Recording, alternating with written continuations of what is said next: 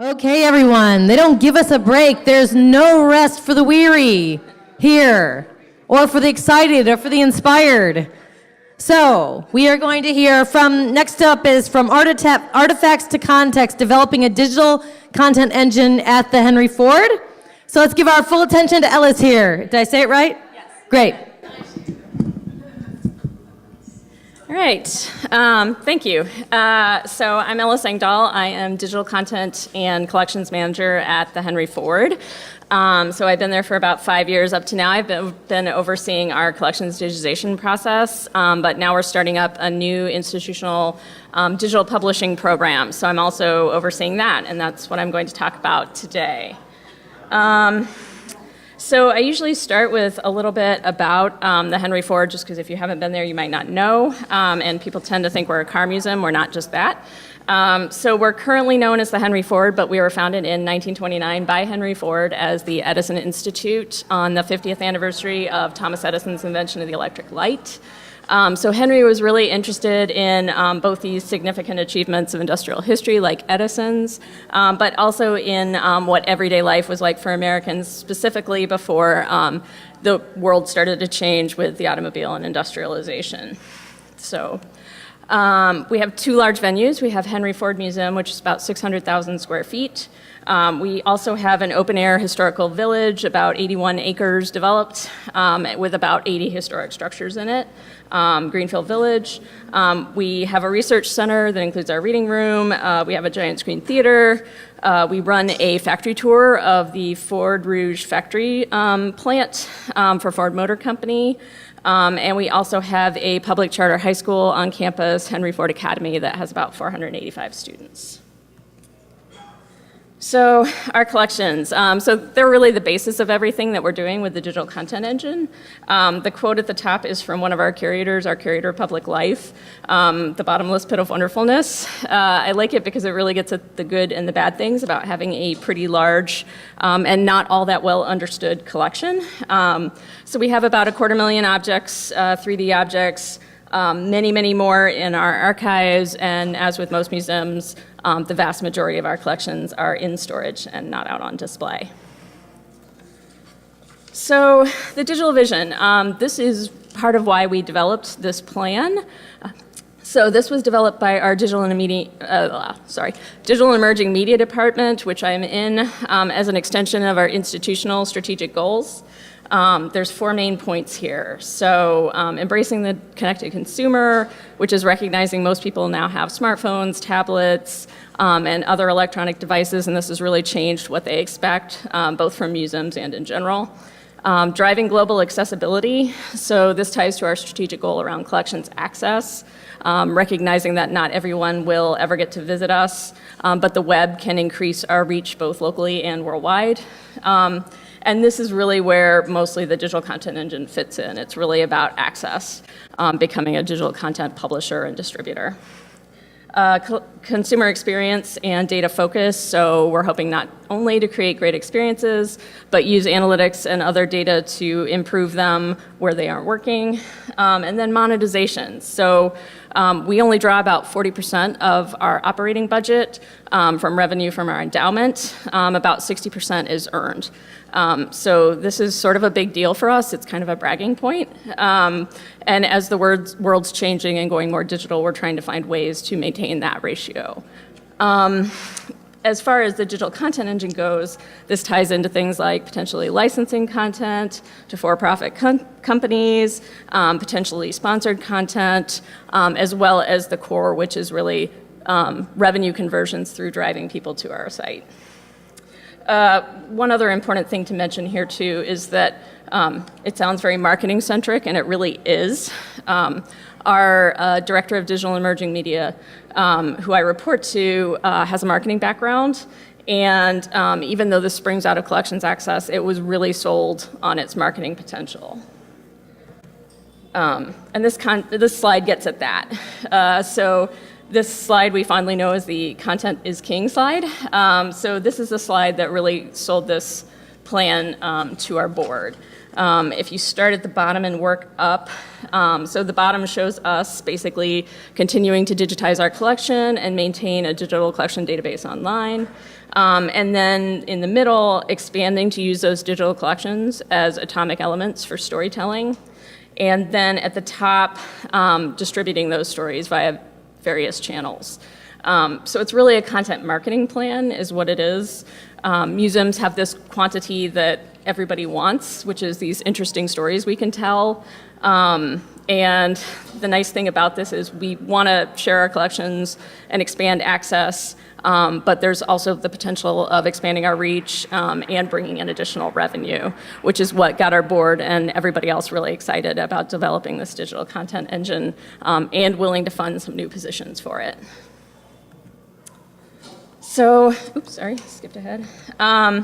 So one foundational piece we needed in place to get the digital content engine going is a good website. Up until February, we did not have one. So in February, we redid our entire website. The whole website has great SEO. It's very findable. It's responsive. Woohoo! It was a long time coming. And it has a whole new digital collection. So collections digitization we've been doing for about 6 years now in earnest. We have about 57,000 artifacts online. And our previous collections website was pretty terrible. It really didn't do a lot of great things. The new website is much better. So it has really good indexing. It has a good advanced search.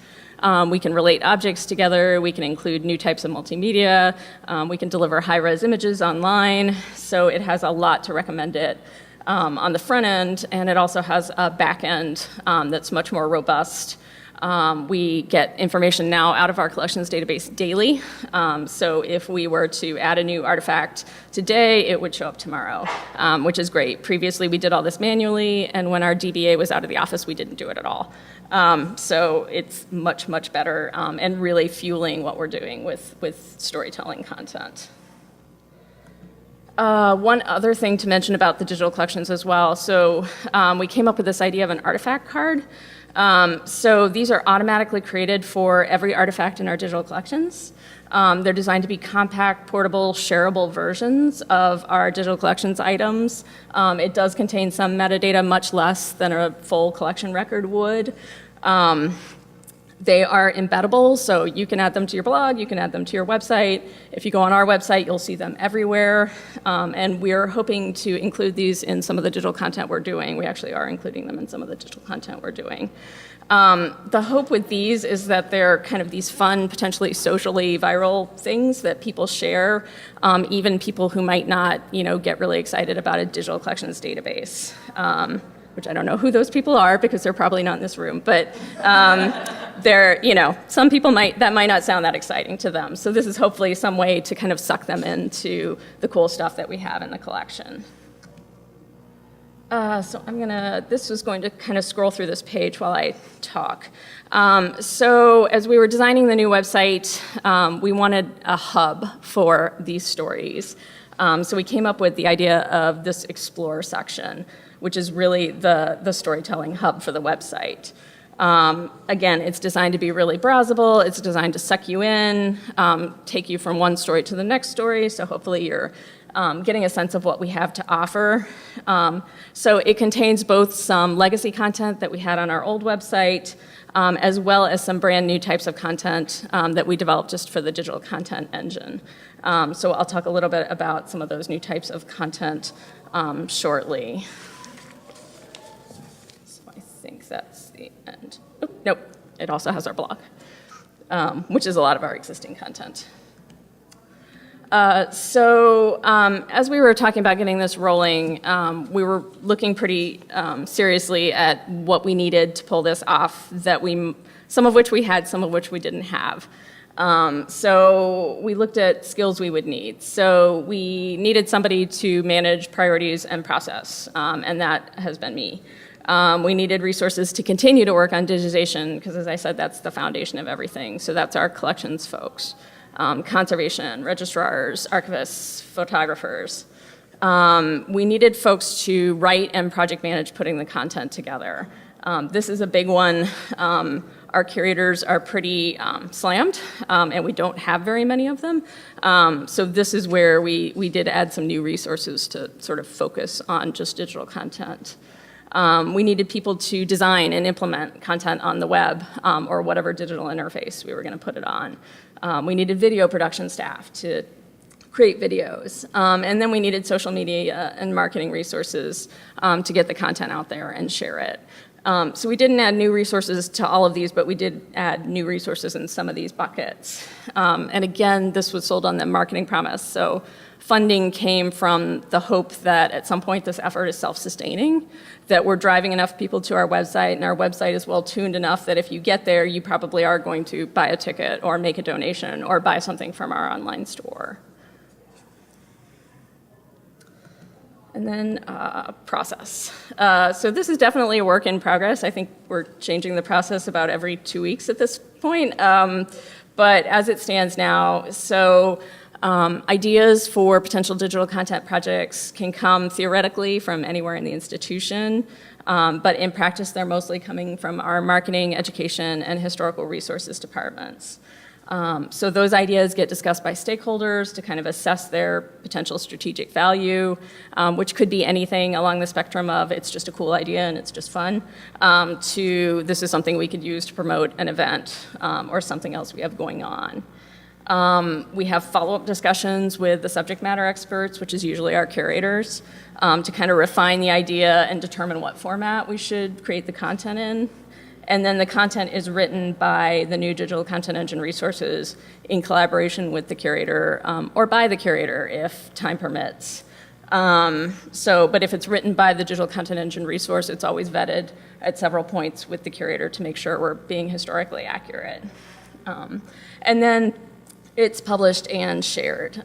So we're still working on refining these parts of it as we kind of work through the first few of each type of content. And I think we'll get a little more pointed with how we're doing this, but we're still kind of working through it. So now the content, which is the fun part.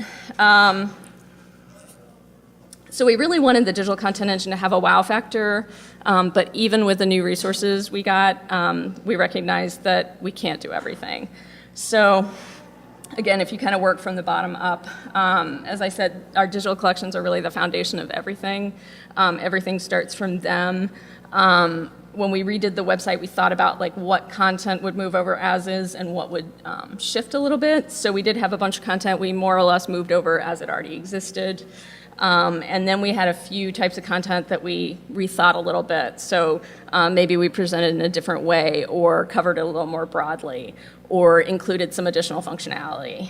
And then we had a few brand new types of content, a couple of which I'm going to focus on. So we created a new type of video, and I have one to show you shortly, and then a new type of narrative story based around a what-if question, and I'll show you an example of that on the next slide too.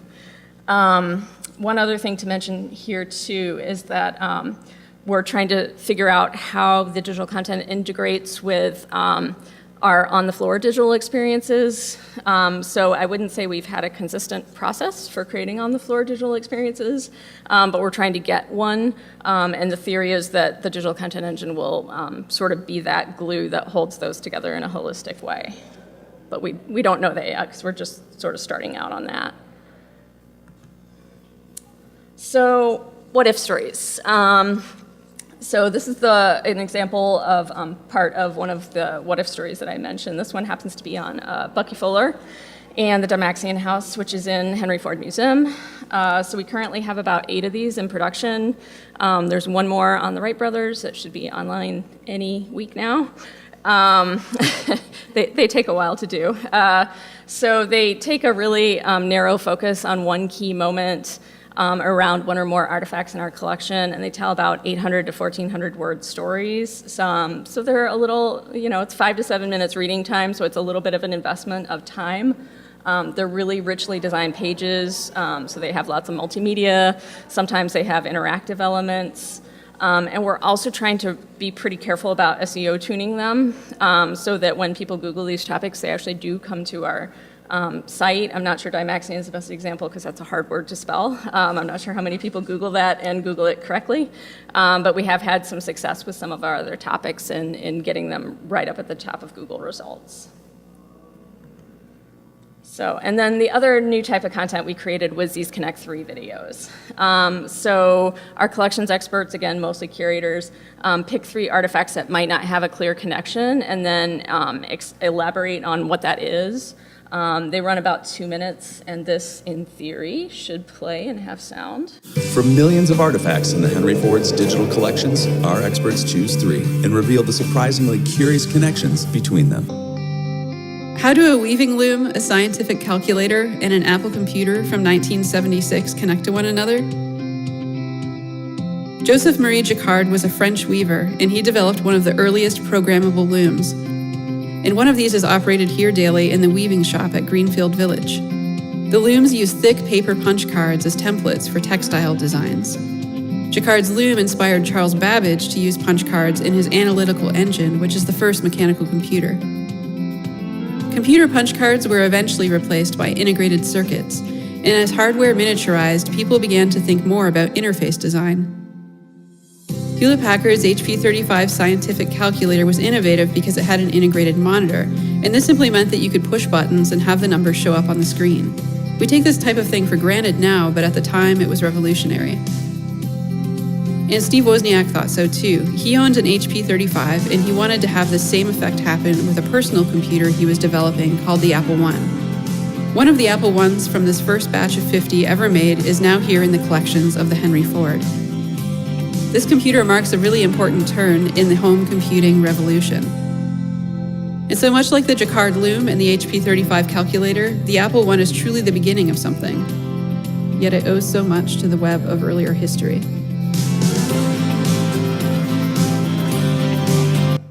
So the cards stay on the screen for a little bit. If you're on our website, if you're on YouTube, they link back to the individual collections items, so you can learn more about the loom, more about the Apple I, more about the calculator. Our hope with these is that it's pretty simple and templatized for us to put together. Again, we're still sort of working through the first batch of them. As you can see, it doesn't actually have any live footage in it. It's still images strung together with a voiceover behind them. But the thinking behind it does take a little bit of time because it's sort of complicated to come up with a surprising idea that you can explain. So we're still kind of working through figuring out how to do this in an efficient manner. So some of our results so far, since the website went live at the end of February, the pie chart is views for our collections-related content versus the rest of our site. As probably with many of your museums, the vast majority of our visitors come to our website looking for information about actually coming to visit. However, unique page views, we've had about 6% go to that Explore section, the Storytelling Hub, and about 5% go to our collections and research section, which is where our digital collections live. So we've been seeing more visits to our website in general and many, many more to our content pages than on our previous website, getting increasing referrals from search and social as content gets shared.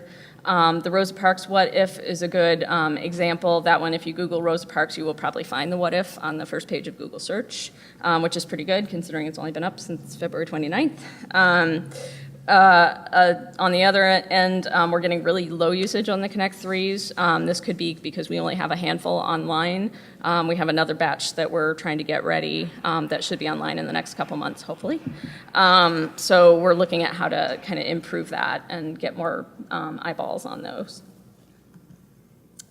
So I have a few lessons learned in a couple different buckets. So visibility is a really big one. Making sure people understand how long things take. We have a lot of our collection is not really under great intellectual control, so it hasn't been researched in recent memory. We still have many, many objects that do not have any kind of electronic record. They have a paper record somewhere if you can find it. So researching these things, writing, project managing, all take much more time than you might assume. They're not really topics you can knock out in an hour. Also, a big one is opportunity costs. So again, like many museums, we don't have any lack of opportunity to do potentially cool things with our collection, but we're trying to be careful about analyzing the potential benefits and costs and weighing those. on a similar note, prioritization, so bottomless pit of wonderfulness. We have so much more than we can ever adequately cover. So we're trying to be really strategic about what topics we cover. So looking at it from a strategic institutional standpoint. So where can we create content once that serves multiple departmental needs? And accepting that the institution will always want more content than we can provide, and trying to communicate clearly why we're working on the things we're working on, although it can be a challenge to be the tiebreaker between different departments that have different needs. And then no fear. So you can't be afraid in doing something brand new, or at least need to get over it. So the first point is remembering why we're doing this. We are a very marketing-driven organization. We do have a super strong brand identity, but this is rooted in our collections, and our collections are really who we are. They're why our institution exists. Having to be clear and clear up roles and responsibilities. I think we're hopefully past most of that, but there may still be a little bit of overlap. Fit and finish versus minimum viable product. Fit and finish is a big thing for the Henry Ford. It's actually one of our 5 pillars. But we're trying to run this in a little bit more agile, a little bit more innovative way. Innovation is our big sort of driver. So we're trying to act the way we're encouraging other people to act. And then not fearing failure. So some things will fail, they will go wrong. They might take too long, we might pick a wrong story, but being okay with that, learning and moving on, and really living that innovation mindset that we're trying to get our visitors involved in. So, and that's it. I'm happy to take questions. Excuse my ignorance, but could you expand on what fit and finish means for you? So I think for the Henry Ford in general, it's everything. It's, are the bathrooms super clean? Like, I don't know how often we paint the walls. It's like multiple times a year. It's sort of nutty. It's making sure everything is sort of tightly put together. But that doesn't work so well in the digital space. And it doesn't make sense in the digital space because it's pretty easy to fix something. If something, if you have a typo in a story, you can fix it and it takes 5 seconds. So I think that's a hurdle we're mostly past. I think there were a few little blips where it's like, well, that's not exactly the way it should be. Yeah, but, it's the first one, so the second one will be better. So. Because this is based on a content marketing strategy and that it's supposed to kind of self-sustain, at what point is that supposed to happen, and what are the various ways that you're evaluating that? How long do you have before someone says you're not sustaining yourself, and what are the tools, and how broad are you saying that kind of was caused by this? And that's really tricky. We are lucky in that we have a dedicated business analyst on the digital and emerging media team. So her whole job basically is to sort of see where the website is working, where it's not working, where can we drive people, how do we push people to, like the delivering high-res images online, we charge for that. So how do we get people to actually know that's there and buy it? So we're very lucky in that she's sort of tuning, and she's also putting media value on impressions. So how many people looked at a story? Well, that has a dollar value in theory. It sort of boggles my mind sometimes because it's all very statistics, and it's sort of this squishy gray cloud where statistics just come out of it and you don't know how they got there. But I think she clearly knows her stuff, so I think that's where we're hoping that we will see an impact, both in terms of page views and stuff, but then also being able to convince those people to, hey, you might want to come to our Halloween program because it's really awesome. I have a couple of questions that are interrelated that you kind of touched on. Sure. One is about who is asking you to create the material. So you said sometimes there's a bit of a competition, and I'm assuming, at least in our museum, it would be, curatorial might need one thing, and marketing might need something, and education might need something else. So how do you decide how to do that? And then you also addressed a little bit who writes it. Yeah. But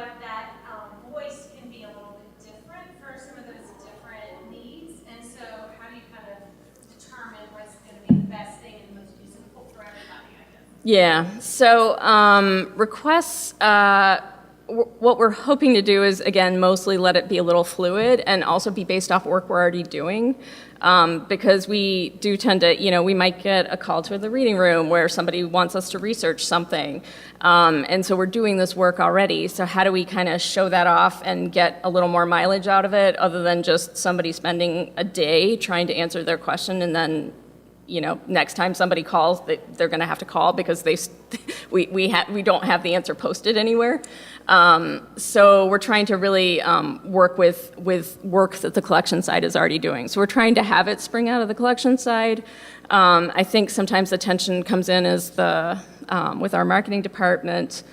They have specific messages they're trying to push, and again, it's a lot of like, buy tickets, come see this. This is our message.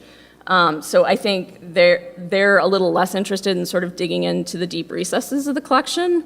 And I'm hoping we can eventually sort of hit a balance with like doing both, like hitting the top 10, artifacts we always talk about, the Rosa Parks bus, the Lincoln chair, the Apple One, but also diving into some things that maybe marketing doesn't care so much, but really are pretty awesome. And it's sort of a shame we haven't been talking about them for the last, 80 years. And then, I'm sorry, remind me the second part of the question. Yeah, so this is a really cross-functional effort. So we did hire a couple of new associate curators, so they are in the curatorial department. They don't report to me. None of the resources report to me, really. Our photography department does, and that's it.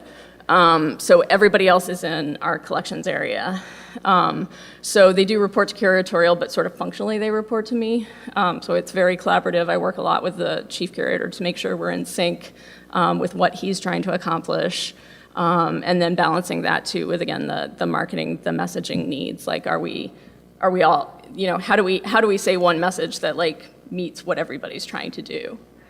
So it's a lot of just sharing and getting feedback and coming up with the best. Yeah, it's a challenge. And again, I will say we haven't always quite nailed it, but we're pretty early on too. We've only been kind of tackling this since the end of February, and literally we haven't even hired all the resources yet. We still have one position to fill. So it's pretty new. Hopefully by next year we'll be rolling along a little more smoothly. Well, that's great. Thank you. So it looks like we're out of time. People have any closing statements? I don't. I think I said it all, but I'm happy to, if anybody has further questions, I'm happy to catch me and we can chat. So. Very impressive. Cool. Thank you for sharing. Thanks.